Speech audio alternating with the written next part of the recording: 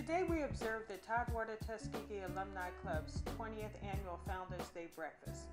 To honor this historic event, we recognize the history of the club as well as some of its members. About 34 years ago, Dr. Faustin Riddick initiated the movement that led to the organization of the club. This body was strengthened sometime later when the Tidewater Club was activated as part of the Tuskegee National Alumni Association in the Northeastern region. The club has had about 9 presidents.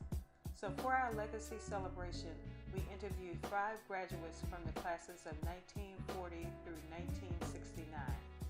Welcome to our legacy celebration.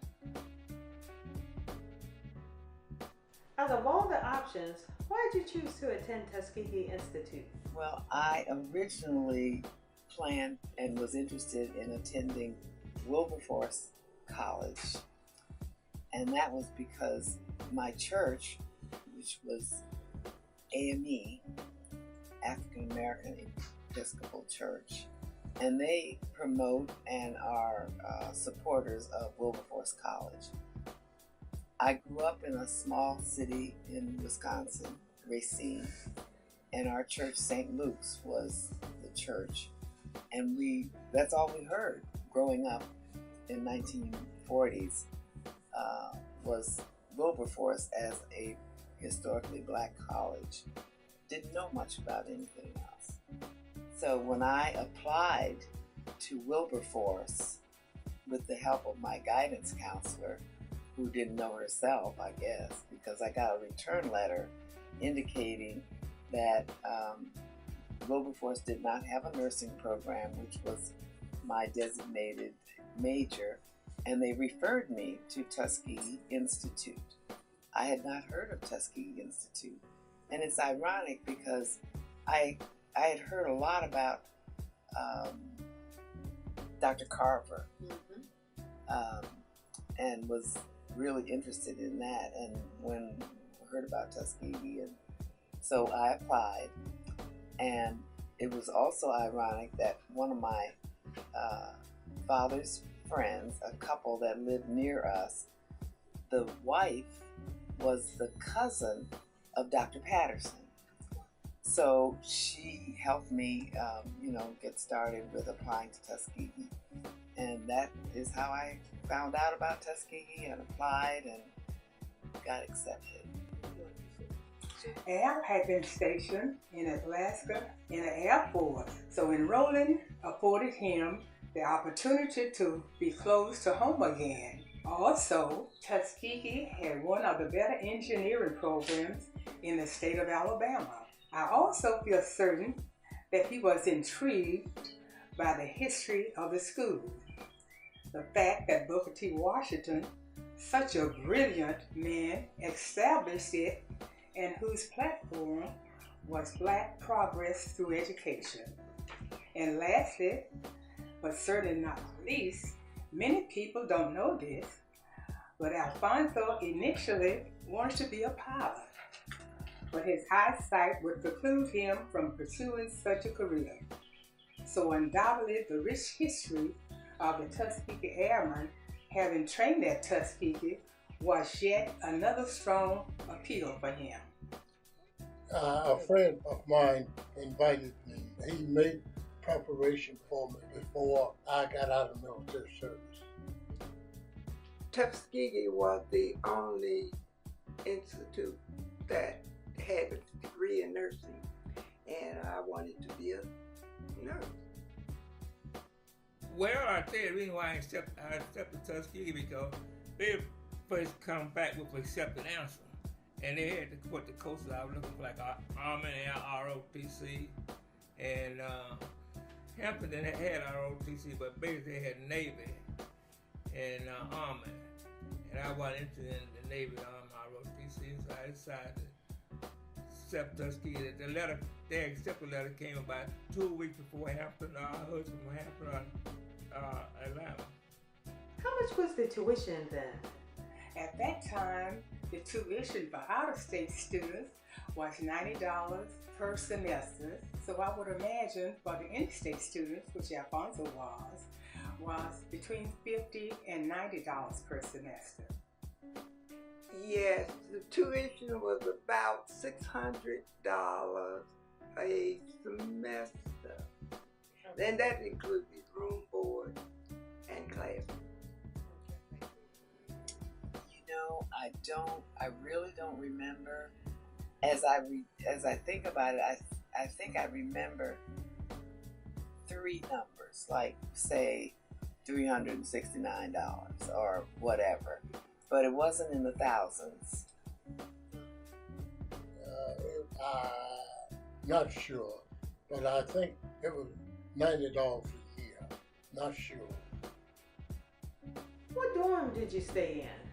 Or did you live off campus? Well, he stayed in the Army barracks, and from the Army barracks to Emory Hall. I stayed at Moulton Field about the first 2 months I was there, and then I was moved to Emory 4.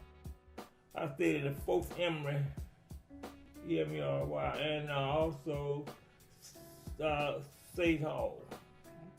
Lived in the nursing building. At that time, all nursing majors lived in the same dormitory. It was called the nursing building. I don't know whether they named it later on or not. It was brand new. In fact, we were the first people to live in our room. That building was recently occupied. I lived in nursing. Well, the first year I went to Tuskegee, I lived in Whitehall. And because I wasn't in nursing, with nursing you have to have the basic classes out of the way because then you do nursing. And when I started in nursing, I went into the nursing home. All the nurses lived in the nursing home. So we had classes together. We ate at the hospital. We didn't eat in the regular cafeteria. So we were just all together most of the time. What were some of your favorite classes? My favorite classes was nursing classes. But before that, I did public speaking in Cleveland. He really enjoyed lab work. Lab work allowed him to experience the book theory for himself and get his hands dirty in the process. It helped the theory come to life for him. Horticulture and biology, it was just an interesting field. Well, because we were nursing majors, that was during the time when nursing majors took all their classes together, like they took biology. Whatever the classes were, we were all nursing majors in the same class. There were some few exceptions like psychology, swimming, where we had to go on campus. And I think I enjoyed them most because you got a sense of the larger campus, and not just because our classes, many of them were right there in that nursing building. And it's different now because nursing majors take classes with students of all majors. Were you responsible for paying any of your tuition? And if so, how did you pay for it? That's another exciting story. My father worked at Johnson's Wax. And ironically, when the year that I went to school, Johnson's developed what they called the Johnson Foundation. And the foundation would pay all expenses of any employee's children who wished to go to college. So Johnson's Wax paid my way through Tuskegee. My father paid my first semester probably, and the foundation kicked in that second semester. And it was so wonderful because all they wanted to know is, how much is the tuition?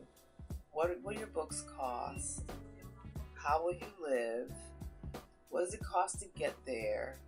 Maybe you need clothes. Make an estimate. So they wrote the check to you. So please buy Johnson's Wax. GI Bill, I was on the GI Bill at Tuskegee. Tuskegee is the only school at that particular time you could walk away. You don't want nothing. You just didn't go that way. No, they had no kind of plan like that. What we have people have today, these borrowed money plans. That you just Tuskegee don't let you leave unless you paid up everything. If you had to go watch Black Bowls at night time. You don't leave Tuskegee owing nothing. You got to, everything is paid up when you leave. When you were there, after that exercise opening off in the chapel, you go on home and get yourself a job because you don't owe Tuskegee nothing. I was on the Veterans Administration, GI Bill, paid for my college. Over 1 year, I paid for it myself. For his tuition and books, he used the government GI Bill from his Air Force military service. And for other expenses, he worked odd jobs to cover any additional expenses. And he had, for example, he dug dishes and he worked on the tobacco farm. I was on the 5-year plan. They had the 5-year plan at that time, and you go to Tuskegee and you work for 2 years part-time, and then the other 2 years, other 3 years, you take main class. So I worked my way through college until money ran out. My nursing books, my scholarship ran out, and I went to the Dean Harvey and told her I would either have to drop out of school or I could get married and my husband would send me to school. Because in those days and at that time, nurses could not be married on campus. So she told me, okay, I guess nobody else had asked her to get married until I did. And I don't know why it wasn't nurses not allowed to get married, but they did. Yes, we had a lot of restrictions in that. Couldn't ride in cars, couldn't go off campus, and things like that. So she let me get married. And what year was this? This was in 1957. And how long were you and Raymond's married? 49 years, 11 months, and 2 days. Were you involved in any student organizations, any clubs, any athletics?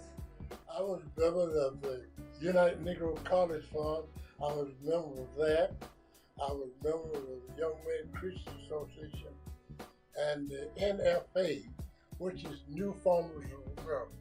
Well, that was part of agriculture.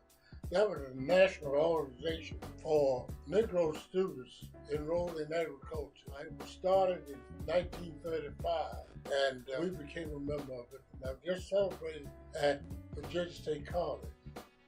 Although he was very busy, he did pledge Phi Beta Sigma fraternity. The YWCA, and I was in Chi 8 Phi, doing Chi 8 or 5, nurse sorority, and that's about all. Well, I was a member of Alpha Phi Gamma. Mm-hmm. It was probably a forerunner for Alpha Kappa Alpha, probably, I would think. The fraternities and sororities started about the year that I graduated. What were some of your fondest memories of Tuskegee? Elizabeth Ann Taylor, my wife, I married from Tuskegee. Well, it's quite a few things, the football game and going on, and the ROTC summer camp in Denver, Colorado.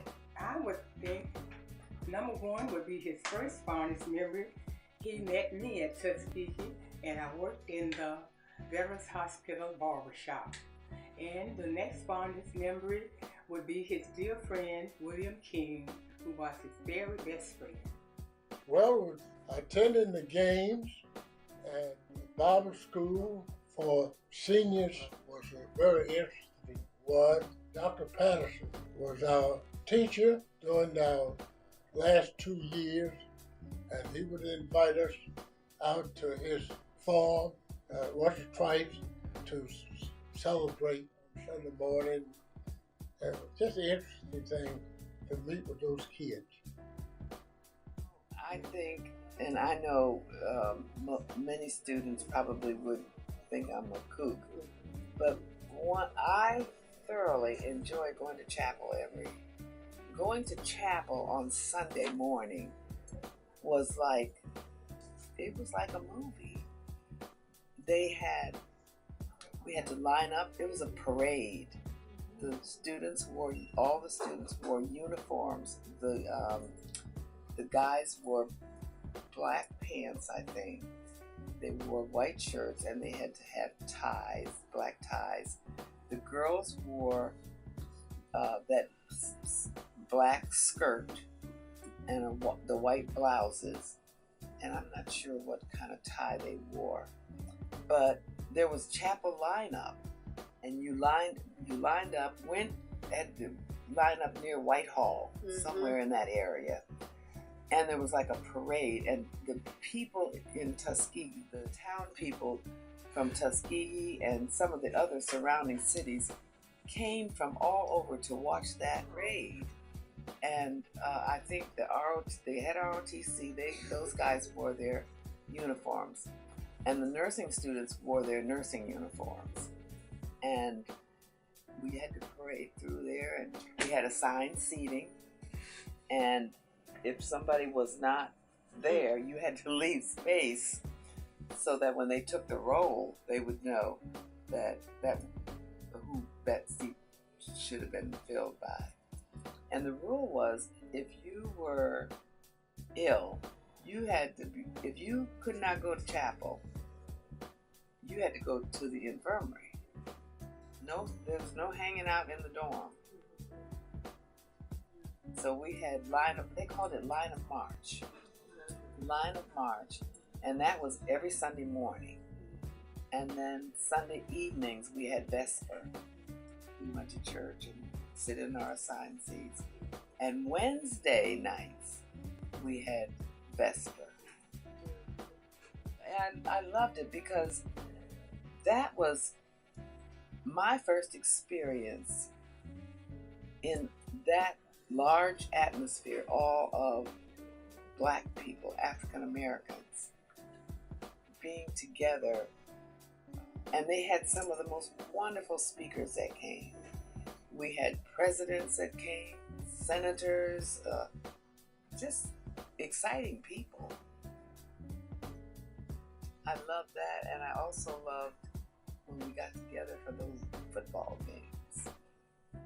I was amazed because they gave us this schedule, and they talked about Tuskegee's going to play Alabama State and whatever, and I said, all this, we're all segregated down here. How are they going to do this? I didn't know. I didn't have to break any rules because it was just too exciting just being there. Oh, Lord. Tuskegee was really a great, those were some of my best years. Are you serious? Every month I got a box that contained some candy and toothbrushes and toothpaste and stuff like that. It was what do you call that? Care package? Care package. And my care package came in, and my money came in. It's in the allowance. And I would take my allowance and loan it to my classmates with interest. But and so that was a big thing when my care package came in, because my money was coming. They both were about the same day. I could collect my debts. What was your experience in getting a job after graduation? For example, did you use any of the school's on-campus career services, or did you get a job right away? And did you work within your field or choose a different career path? And if you chose a different career path, please tell us why. Oh, after graduation, I went to Tuskegee because I was married by then. And I went to, my husband was from Tuskegee.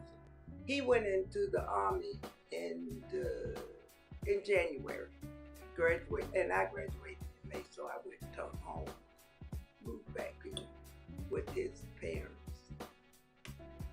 And I interviewed for a job at Druid City Hospital. And I was going to go into the operating room there, but that didn't work out because the pay was not good. So I took a job on the floor, main floor. And in those days, we were separated. The hospital was separated. And I took a job as a charge nurse, which was the way they did it in those days, but you rotated the different services. 2 weeks on med surg, 2 weeks on OB, 2 weeks on pediatrics, and 2 weeks on regular. So I started there, and that was better for me. And then I went to New York, and I took my mother, stayed with my mother while Remus was in the Army, and I worked at Bell Hospital there. Al had multiple job opportunities to choose from when he graduated. He chose NASA Langley Research Center in Hampton, Virginia, because he felt the work of the agency's space exploration was very aspirational, as he wanted to be a part of that. And in 1961, President Kennedy had already alerted Congress to his ambitious goal of sending astronauts to the moon and returning them safely to Earth before the end of the 1960s decade. He also was interested in the NASA program that provided financial support for employees seeking advanced degrees. Also, Alfonso felt very strongly that additional education beyond a bachelor's degree would help advance his career. I had no problems. We had 2 main hospitals in Racine, and I applied to the one where I was familiar, St. Luke's. They had never had a black nurse before, so I was the first black nurse they hired. And I was assigned to the nursery, newborn nursery, and everybody was gradually introducing me to the hospital so I could take care of the babies. Babies don't know who's taking care of them. So after that, I moved from nursery to labor and delivery, and that's the area where I worked for 2 years. It was very simple for me, very easy. I came home, and instructor of agriculture at my high school saw me working at the old job I had been baling cardboard, and he sent word that I could have his job, that he would leave. And that was in North Carolina. And I started working there, and he came to Virginia. And I was working there in North Carolina. He came back to visit his wife and saw me and told me there was plenty of work in Virginia to apply. And I applied and got the job in Virginia, and I've been here ever since. I told someone the other day that I started work in 1950, and I have not missed a paycheck since. Now that's been over 60 some odd years. I've never missed a check, a month check, since I started work. What advice would you give to any student who's considering attending Tuskegee University? Yes, I do. I'd like to say that it's a nice place to go to Tuskegee. And Tuskegee is the only school that I know in the country that you don't leave on with no owner or anything. Oh, Tuskegee was a fabulous school when I was there. And I still think Tuskegee is good for us because they care about you. You know, everybody is working for you to be the best you can. And that is number one, really. And it was in those days. At that time, I was very much eager to advise students to go to Tuskegee. Of course, things have changed, of course.